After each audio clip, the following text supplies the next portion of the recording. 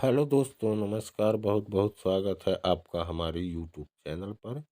यदि आप हमारे चैनल पर नए हैं तो सबसे पहले आप हमारे चैनल को सब्सक्राइब करिए और बेल आइकन को प्रेस कर ऑल ऑप्शन को सेलेक्ट करिए, ताकि जो भी वीडियो हम अपने यूट्यूब चैनल पर अपलोड करें उस वीडियो का नोटिफिकेशन सबसे पहले आप तक पहुंच सके। तो आज की इस वीडियो में बहुत ही महत्वपूर्ण जानकारी हम आपको बताने जा रहे हैं, जो समस्त शिक्षक के लिए बहुत ही महत्वपूर्ण है और अतिथि शिक्षक के लिए भी महत्वपूर्ण है, क्योंकि कुछ अतिथि शिक्षक भी तो चयन परीक्षा दिए हैं वर्ग 1 की। उनके लिए भी बहुत महत्वपूर्ण जानकारी है ये। लोक शिक्षण संचालनालय मध्य प्रदेश का ये आदेश है। भोपाल दिनांक 10/6/2024 का ये आदेश है।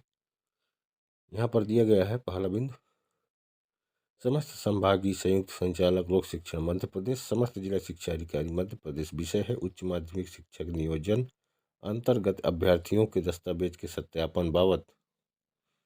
उपरोक्त विषय अंतर्गत उच्च माध्यमिक शिक्षक नियोजन प्रक्रिया के अंतर्गत कर्मचारी चयन मंडल द्वारा चयनित अभ्यर्थियों के दस्तावेजों का सत्यापन जिला एवं संभाग स्तर पर किया जाना है। नियोजन अंतर्गत उच्च माध्यमिक शिक्षकों की काउंसलिंग हेतु निर्देशिका एवं नियोजन की प्रक्रिया जारी की गई है, जो trc.mponline.gov.in पोर्टल पर उपलब्ध है। आपसे अपेक्षा है कि सत्यापन कार्य के पूर्व आप स्वयं एवं सत्यापन कार्य में संलग्न सभी अधिकारी एवं कर्मचारी उक्त निर्देशिका नियोजन की प्रक्रिया तथा अन्य सुसंगत नियम अधिनियम एवं निर्देशों का अध्ययन कर लें।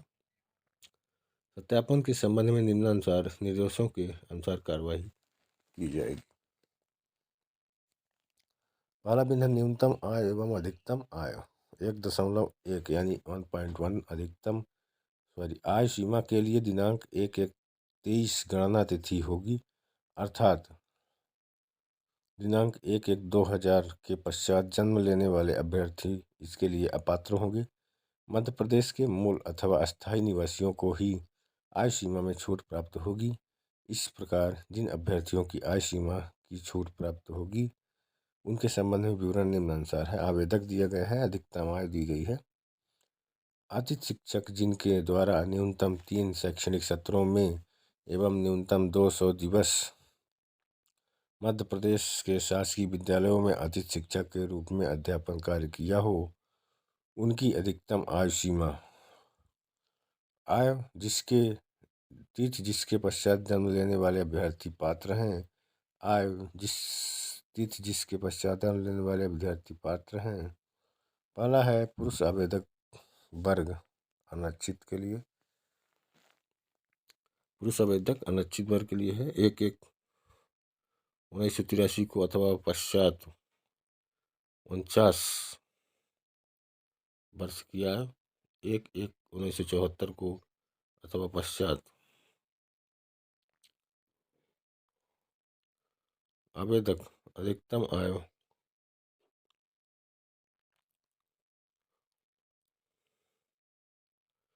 अतिथि शिक्षक जिनके द्वारा न्यूनतम 3 शैक्षणिक सत्रों में एवं न्यूनतम 200 दिवस मध्य प्रदेश शासकीय विद्यालय में अतिथि शिक्षक के रूप में अध्यापन कार्य किया हो, उनकी अधिकतम आयु सीमा यहाँ पर देख सकते हैं 54 वर्ष दी गई है। 1/1/1978 को अथवा पश्चात 54 वर्ष, 1/1/69 को अथवा पश्चात। ओके, महिला आवेदक के लिए है ये। अब पुरुष या महिला आवेदक मध्य प्रदेश शासन के नियम के अनुसार पुरुष महिला मध्य प्रदेश के अनिश्चित वर्ग अनुसूचित जाति ये सभी के लिए 54 वर्ष, दिव्यांग आवेदकों के लिए 54 वर्ष।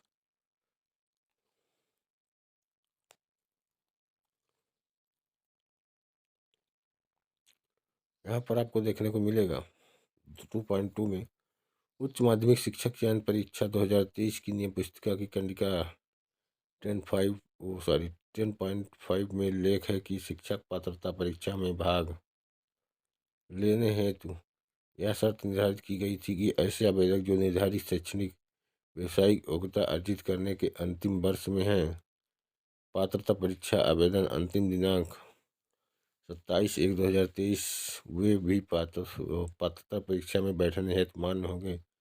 ऐसे अभ्यर्थियों को चयन परीक्षा उपरांत पात्र पाए जाने पर मेरिट क्रम में शैक्षणिक योग्यता संबंधी अर्हता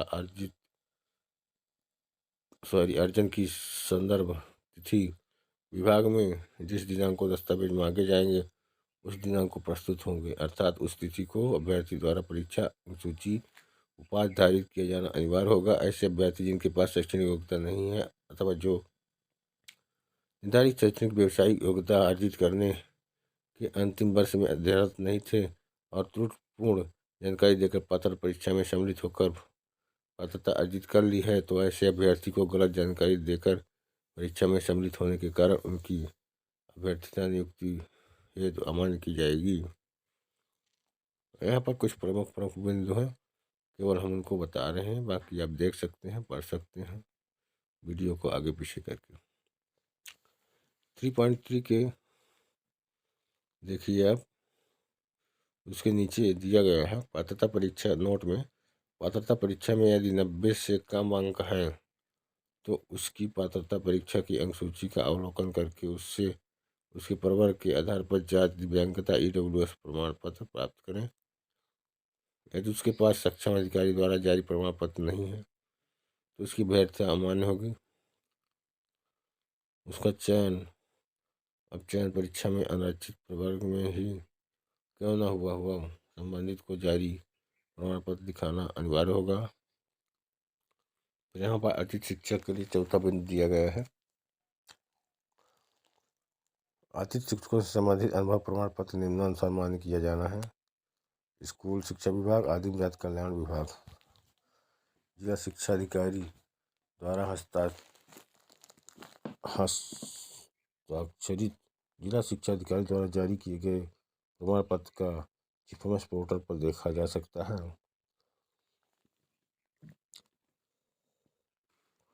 दूसरा पॉइंट यहाँ पर इसी में दिया गया है, आदिम जाति कल्याण विभाग, जिला संयोजक सहायक आयुक्त आदिम जाति कल्याण विभाग द्वारा अपने हस्ताक्षर एवं पद मुद्रा से जारी किया गया प्रमाण पत्र।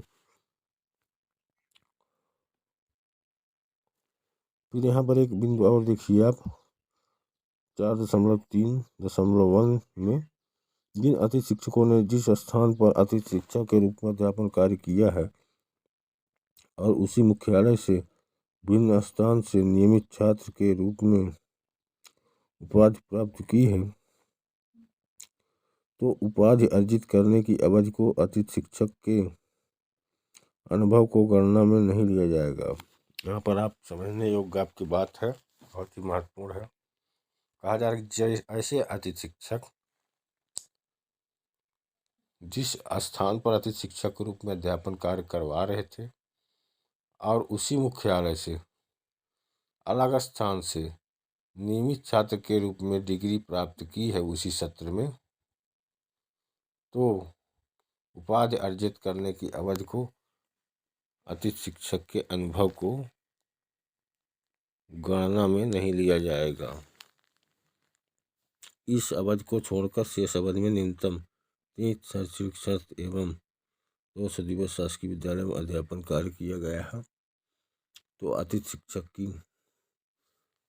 शिक्षक के रूप में अभ्यर्थता मान्य की जाएगी, अन्यथा अभ्यर्थता अमान्य की जाएगी।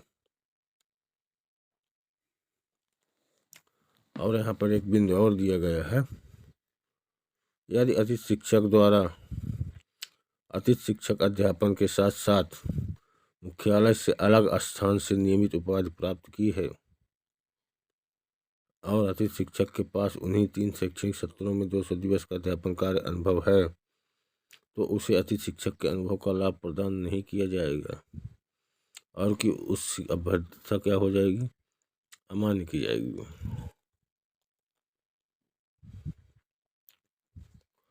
डबल डिग्री का यहाँ पर दिया गया, अभ्यर्थी द्वारा एक ही सत्र में 2 उपाधि अर्जित करने की स्थिति में संचालनालय के पत्र के आदेश क्रमांक 777 दिनांक 19/4/2022 के अनुसार कार्रवाई की जाएगी। पत्र संलग्न है। ये बहुत ही महत्वपूर्ण जानकारी है जो वर्ग 1 के जो चयन परीक्षा हुआ है उसमें सिलेक्शन हो रहा है वर्ग 1 के अभ्यर्थियों का, उसके लिए महत्वपूर्ण जानकारी जारी कर दी गई है और जल्द से जल्द अपनी काउंसलिंग कराएं और नियुक्ति प्राप्त करें। धन्यवाद। जय हिंद।